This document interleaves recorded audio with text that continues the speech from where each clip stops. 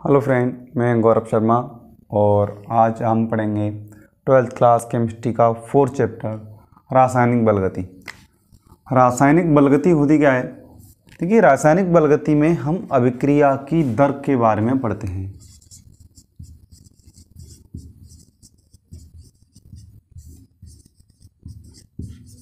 अभिक्रिया की दर या वेग, इस चैप्टर में इसके बारे में पढ़ते हैं। देखिए, आपको जो थर्मोडायनामिक्स है, ऊष्मागतिकी है, 11th में आपने पढ़ी होगी, वो आपको केवल ये बताती है कि अभिक्रिया होगी या नहीं होगी। और जो आपकी रासायनिक बलगति है वो आपको बताती है कि अभिक्रिया कितनी दर से होगी, कितनी होगी, कितनी जल्दी होगी, कितनी देर में होगी, और अभिक्रिया कहाँ तक होगी, इसके बारे में आपका इक्विलिब्रियम, आपका साम्यस्थिरांक 11th में आपने पढ़ा था, वो बताता है। तो अभिक्रिया की दर हम बताते हैं। तो देखिए, हमारे 3 प्रकार की अभिक्रियाएं होती हैं। एक बहुत ही तीव्र अभिक्रिया, और एक होती है बहुत ही मंद अभिक्रिया, और एक होती है सामान्य अभिक्रिया। तो आपकी तीव्र अभिक्रिया होती हैं जो आयनिक अभिक्रियाएं होती हैं, जैसे फॉर्मेशन ऑफ NaCl, तो NaCl बन जाएगा, यानी ये आपकी तीव्र है, बहुत फास्ट होती है। मंद अभिक्रिया है लोहे पर जंग लगना, और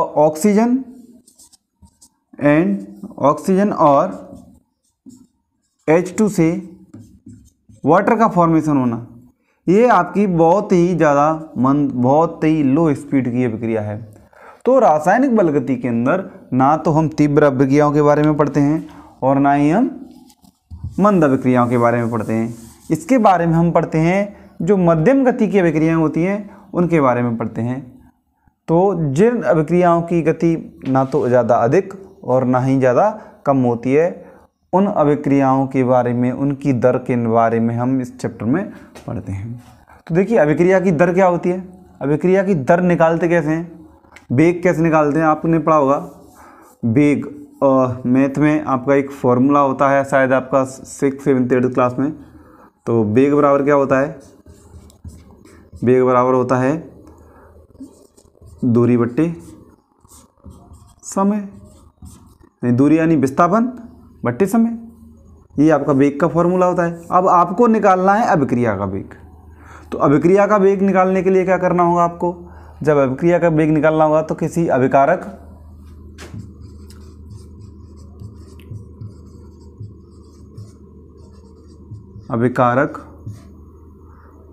व उत्पाद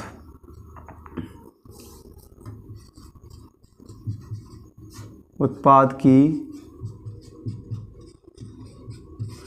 सांद्रता में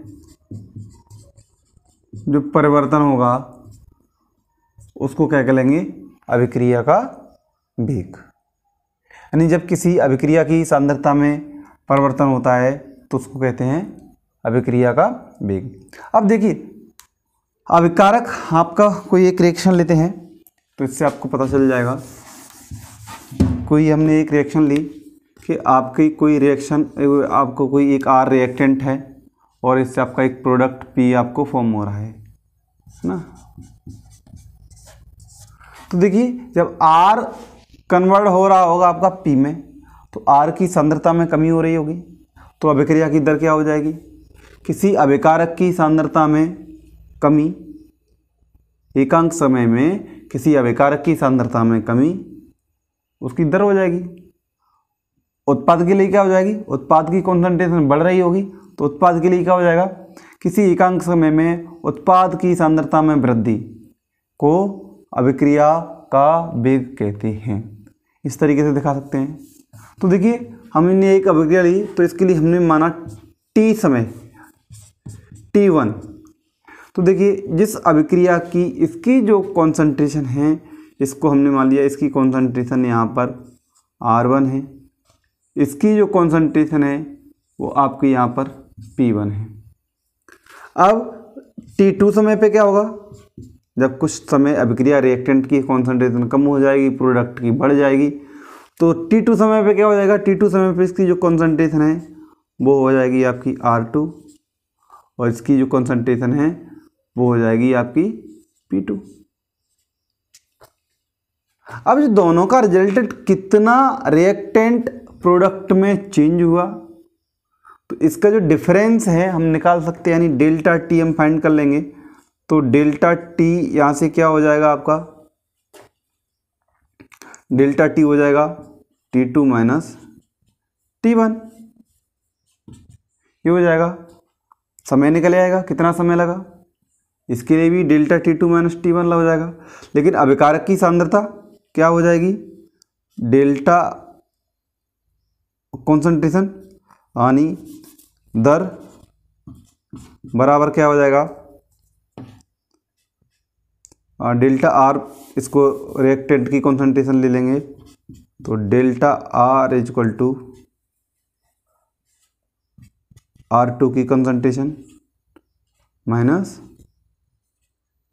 R1 की कॉन्सेंट्रेशन, फाइनल माइनस इनिशियल से। यहाँ पर क्या हो जाएगा, डेल्टा पी, डेल्टा पी आपका हो जाएगा P2 की कॉन्सेंट्रेशन में चेंज माइनस P1 की कॉन्सेंट्रेशन में चेंज।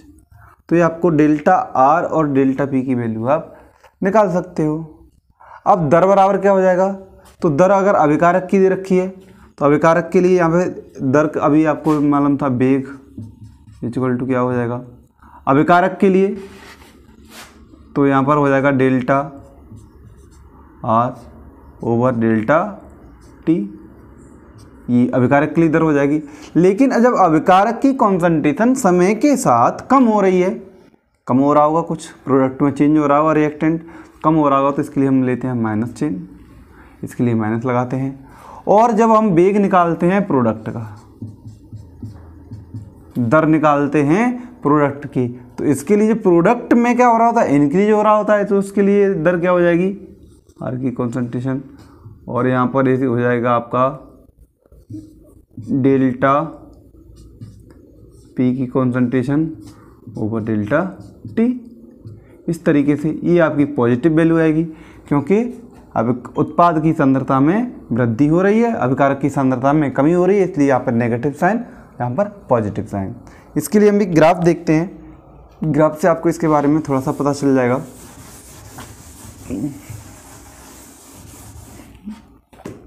जैसे इधर हमने लिया समय, इधर हमने लिया सांद्रता,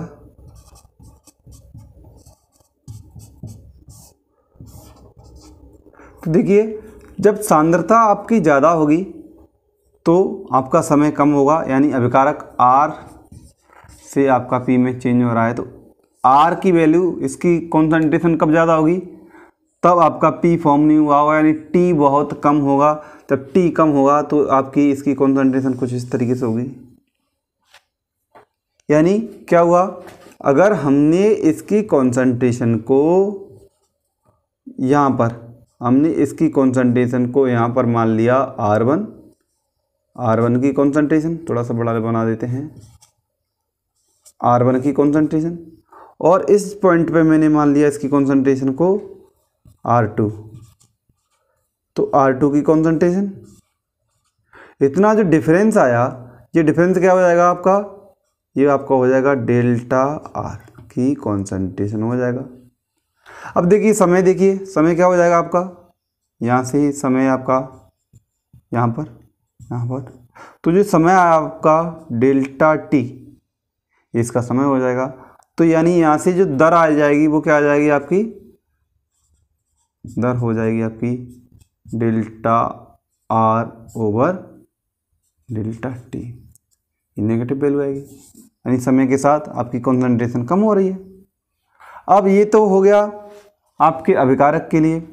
अब उत्पाद के लिए क्या हो जाएगा, देखो उत्पाद की कॉन्सेंट्रेशन समय के साथ इंक्रीज हो रही है, तो इसके लिए जो ग्राफ आएगा वो किस तरीके से आएगा, इसके लिए जो आपका जो ग्राफ आएगा वो आपका इस तरीके से आएगा,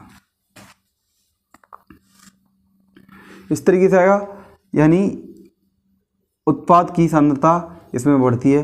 तो यहाँ पर देखिए ये क्या है आपका, हमने इसको मान लिया T1 मान लिया, और ये इसको मान लिया हमने T2 मान लिया, समय चेंज कर लिया। इसकी इस पॉइंट पे कॉन्सेंट्रेशन P1, इसकी इस पॉइंट पर कॉन्सेंट्रेशन P2 और इसकी कॉन्सेंट्रेशन यहाँ पर P1। तो देखिए यहाँ से जो समय है ये वाला, ये क्या हो जाएगा आपका डेल्टा टी, और ये क्या हो जाएगा आपका चेंज इन कॉन्सेंट्रेशन। अब प्रोडक्ट यानी प्रोडक्ट की जो कॉन्सेंट्रेशन में चेंज आया, तो जो आपका ये जो वैल्यू है आपकी यहाँ से इसकी दर क्या हो जाएगी, दर बराबर हो जाएगा delta P over delta T आपकी हो जाएगी। अगर इसका स्लोप भी देखेंगे तो इसका टेन थीटा स्लोप है वो नेगेटिव आएगा, और इसका जो आता है स्लोप वो पॉजिटिव आता है। ठीक है, इसके बाद आपको निकालना है इसके साथ अभिक्रिया की